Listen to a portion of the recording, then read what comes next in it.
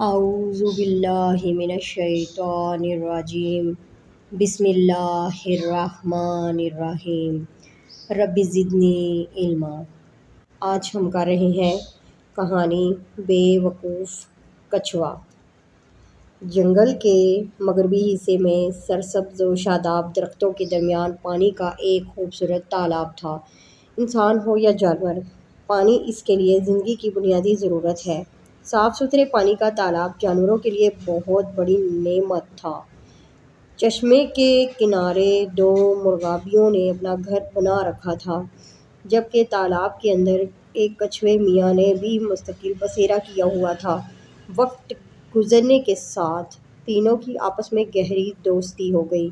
امن اور سکون کے ساتھ وقت گزرتا رہا کہ اچانک ایک پریشانی لاحق ہو گئی۔ زندگی میں دکھ سکھ آتے رہتے ہیں اور دوست کی پہچان بھی مشکل وقت میں ہوتی ہے۔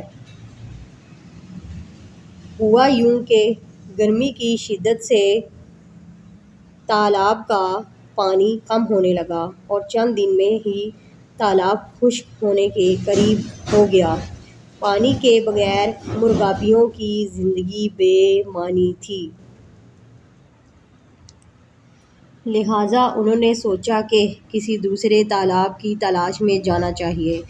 ادھر کچھوے میاں کو چھوڑ کے جانا بھی دوستی اور مروت کے خلاف تھا۔ مشورہ یہ ہوا کہ مرغابیاں ایک لکڑی کے دونوں سروں کو چونچ میں دبا لیں اور درمیان میں کچھوے میاں لکڑی کو منہ میں دبا کر لٹک جائیں۔ دوسرے دن مرغابیوں نے لکڑی کے دونوں سروں کو چونچ میں دبایا، جبکہ کچھوے میاں درمیان میں لٹک کر سفر پر روانہ ہوئے۔ مرغابیاں ہوا میں اڑ رہی تھیں اور کچھوا درمیان میں لٹکا ہوا تھا۔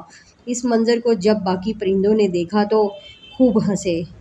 پروگرام کے مطابق سفر کے دوران میں خاموش رہنے کا فیصلہ ہوا تھا، اس لیے وہ تینوں چپ چاپ جا رہے تھے۔